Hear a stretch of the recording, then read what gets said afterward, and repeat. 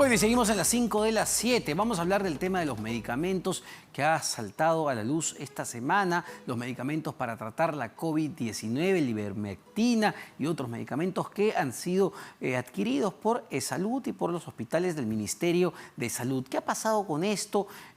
¿Por qué se han prohibido? ¿Se deberían prohibir? ¿Qué ha pasado con los funcionarios que estaban justamente haciendo las investigaciones al respecto? Estamos ya con Percy Maita Tristán, él es director de gestión de proyectos y promoción de la investigación en la Universidad Científica del Sur, a quien le damos la bienvenida y las gracias por acompañarnos esta noche. Y en principio, señor Maita Tristán, le pedimos que haga una pequeña explicación de qué es lo que ha sucedido esta semana con una publicación, entiendo, del Instituto de Evaluación de Tecnologías en Salud e Investigación, que se refiere específicamente a estos medicamentos para tratar la COVID-19. Buenas noches y gracias por la oportunidad. El día jueves o viernes, si no me equivoco, salió publicado en preprint, es decir, todavía no ha pasado por revisión por pares en una revista científica, pero es la forma como actualmente comunicamos en ciencia. Ajá. Un estudio realizado por el IETSI. El IETSI es el Instituto de Investigación de Salud, y este estudio lo que encuentra es algo que no es tan novedoso para la comunidad científica internacional. Ajá. Es decir, ya habían varios estudios que se han dado durante este periodo de pandemia donde identifican que hidroxicloroquina, acitromicina e ivermectina no tienen un efecto beneficioso en el manejo de pacientes COVID-19 graves. ¿Cuál es la novedad del estudio? Que es el primer estudio realizado en Perú con tanta cantidad de pacientes que ratifica esta información. Es decir, este estudio publicado en los últimos días ratifica información que ya había sido publicada en revistas científicas, que ya había sido publicada a nivel internacional, que lo que decía era que estos medicamentos no han demostrado que sean favorables en el tratamiento de la COVID-19 y, si no me equivoco, incluso señalaban que aumentaban el riesgo de fallecimiento por la COVID. En cuanto al riesgo de fallecimiento por COVID, allí sí hay ciertas diferencias con algunos estudios. ¿Por qué? Hidroxicloroquina y acitromicina, en combinación, ambos tienen un potencial efecto de reacción adversa cardiovascular. Y los pacientes con COVID grave tienen también, y lo hemos visto, son pacientes, en su mayoría los que fallecen, obesos y con enfermedad cardiovascular. Por tanto, este combo de dos medicaciones seguras para otras enfermedades en pacientes de COVID grave sí aumenta el riesgo de mortalidad. De hecho, esto fue lo que varios estudios previos habían demostrado. Básicamente, con estos dos, sí había un mayor riesgo de mortalidad. Entonces, no tan alta como lo muestra el estudio de salud, pero sí había un riesgo un poco mayor. Entonces, para dejar muy en claro esto, habían estudios internacionales que señalaban lo que ahora señala justamente el Instituto de Evaluación de Tecnologías en Salud e Investigación, que depende de Salud, ¿no? De Salud. Pese a esta información, ¿por qué se gastó, entiendo, más de 25 millones de soles en la compra de estos medicamentos, en la compra de hidroxicloroquina, ivermectina, tocilizumab y acitromicina? Bueno, eso no podría yo afirmar por qué lo hicieron. Lo que sí puedo decir es que al comienzo de la pandemia, cuando no teníamos claridad de cómo manejar pacientes graves con COVID, dado que es una enfermedad nueva, Sí. se plantearon varios tratamientos potenciales. Estos tres, incluso tocilizumab, estaban dentro de esta lista de potenciales medicamentos que podrían ser útiles. La evidencia internacional fue saliendo a partir de mayo, junio, julio, que iban mostrando que en algunos casos había más riesgo que beneficio. Y por tanto, en varias guías de varios países los han ido retirando. De hecho, en mayo se publica en la revista del Colegio Médico del Perú un artículo que planteaban esto. Luego en junio sale una carta de varios investigadores peruanos y radicados en el extranjero que solicitaban al Ministerio de Salud que retiren estos medicamentos de los protocolos.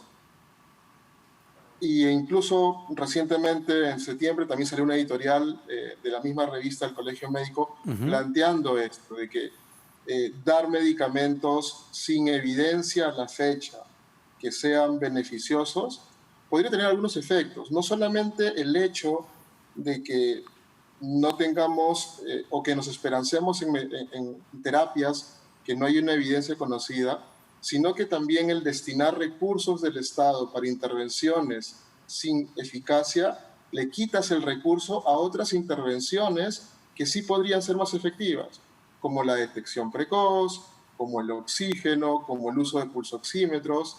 Entonces, ese es el problema, destinar recursos para actividades que no tenemos evidencia versus otras que sí deberían haberse dado. Pero entonces no se llega a entender del todo el razonamiento de las autoridades a cargo de estas instituciones, porque lo que usted muy claramente señala es que la evidencia científica te decía que no se debería continuar con este tratamiento, pero entiendo que se ha continuado con estos medicamentos todavía durante varios meses. Incluso, y corríjame si me equivoco, por favor, no se ha retirado o no se ha dejado de recomendar su uso para los pacientes ambulatorios, ¿verdad?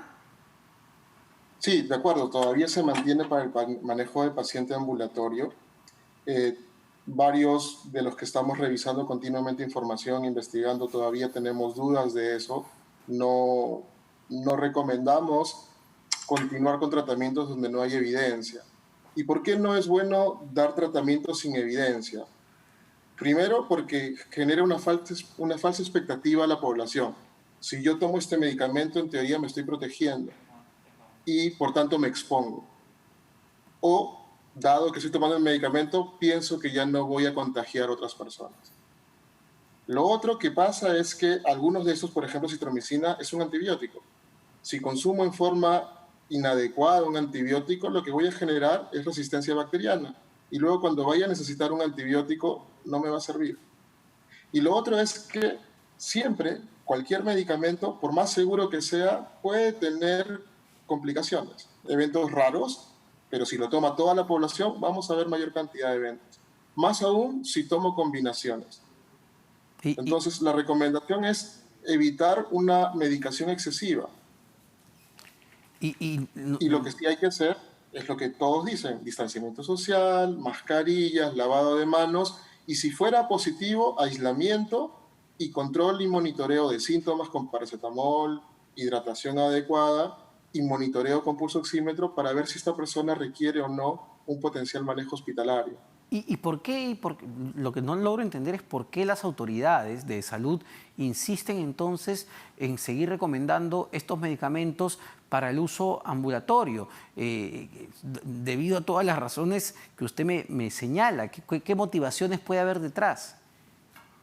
No estoy seguro, de hecho no entiendo tampoco, porque muchos de los colegas que están en el grupo de expertos los respeto mucho, muchos han sido maestros nuestros y sabemos de su calidad profesional. Pero algo que han venido algunos de ellos diciendo es que dentro de la experiencia personal, y de hecho con otras infecciones ha pasado eso, que algunos medicamentos que de repente no funcionaban con población caucásica, sí podrían funcionar con población peruana, y bajo ese argumento se les ha dado un chance a estos medicamentos. Justamente por eso es que el estudio de salud es importante, porque era la primera evidencia con población peruana que demostraba eso, que ya se veía con otras poblaciones, que aquí en Perú todavía tampoco había un efecto protector de parte de estos medicamentos. La ministra de Salud, Pilar Mazzetti, dijo, y no sé si el término es correcto, que se le daba un uso compasivo a esos medicamentos. ¿Qué significa esto? En general, cuando tienes una enfermedad como COVID, donde no tienes un tratamiento, médico y paciente pueden acordar usar medicinas que no hay una probada eficacia. Por ejemplo, y pasa mucho con pacientes con enfermedades raras o con cáncer, donde no hay un tratamiento específico, entonces se busca qué drogas experimentales hay en base a la fisiología o patología, el médico le plantea un tratamiento al paciente. Un proceso Se le explican experimental. los riesgos y ambos toman la decisión. Pero eso es manejo individual, no es manejo de salud No pública. puede ser política de Estado. A eso voy, porque justamente al ser política de Estado, restinas recursos, no solamente económicos, sino también a todo el personal de salud que se ha destinado para entregar estas medicinas cuando podríamos entregar, por ejemplo, pulsoxímetros. Y estamos frente a una lógica que quiero hacer el paralelo con las pruebas, por ejemplo, rápidas que se compraron frente a las moleculares, que era lo que sugerían desde el lado científico, que hacer mayor número de pruebas moleculares, no comprar tantas pruebas rápidas. Ya se habían comprado las pruebas rápidas y teníamos que usarlas. ¿Es un paralelo? ¿Es algo similar? ¿Hemos seguido comprando pruebas rápidas? ¿Hemos seguido cayendo en el error? Es en parte, porque igual con pruebas rápidas, de hecho yo al inicio estaba apoyando el tema de pruebas rápidas porque era consciente de que no teníamos una cantidad de laboratorios en el país suficiente para procesar pruebas moleculares y era mejor tener una evidencia para el manejo un poco más rápido. Pero ya a estas alturas, 6 meses después, y ya con la tecnología disponible, es posible utilizar pruebas moleculares, es posible utilizar pruebas que detecten antígenos, que también son rápidas, y reemplazarlas por las pruebas serológicas rápidas. Porque ¿dónde está la gran diferencia? El tiempo en que nos dan el diagnóstico. Una prueba de antígenos o una prueba molecular nos la pueden dar desde el 4º o 5º día o algunas tercer día después de la infección. En cambio, una prueba rápida me lo va a dar después de 10 o 14 días. ¿Cuán influyente? Entonces sí necesitamos un cambio. Claro, ¿cuán influyente, y se lo pregunto como científico al respecto e investigador sobre estos temas, cuán influyente puede ser la industria farmacéutica al momento de que un Estado como el peruano decide hacer compras públicas de medicamentos, de pruebas moleculares, de pruebas rápidas? ¿Cuánta influencia puede tener en estas decisiones? Va a depender de los funcionarios qué tan sólidos estén respecto a la información que tienen. De hecho, ese es uno de los principales roles del IETSI. Y el IETSI siempre ha estado atacado, digamos, porque el IETSI en cierta parte evalúa diferentes medicamentos y plantea cuáles son costo efectivos y podría comprar esa salud. Y continuamente han habido críticas de los laboratorios hacia la gestión del IETSI porque varios de los medicamentos que ellos proponían, el IETSI planteaba que no debían de comprarse. Y bueno, y ahora tenemos que la señora Patricia, ¿verdad? Patricia Pimentel, si no me equivoco, la doctora Patricia Pimentel, lamentablemente ha salido y ha dejado la dirección de esta institución. ¿Qué opina de eso? ¿Le parece justo con la labor que ha desempeñado ella? No la conozco personalmente, probablemente nos habremos reunido en reuniones de investigación, pero más que todo es defender a la institución. En ese caso quiero ser bastante directo. IETSI necesita ser fortalecido y el problema que vemos en la comunidad científica es que esto puede ser una manera de censura de a partir de una institución que ha generado un resultado que no le ha gustado a algunas autoridades. Y esto se ve mal. De repente lo han comentado, de que ya había alguna intencionalidad de cambiarla y que fue un timing o que fue el aspecto que ayudó a tomar la decisión. Pero de todas maneras, lo que nos preocuparía es que la persona que entre al IETSI no tenga un perfil vinculado con investigación y que mantenga la ruta de esa institución que debe ser fortalecida.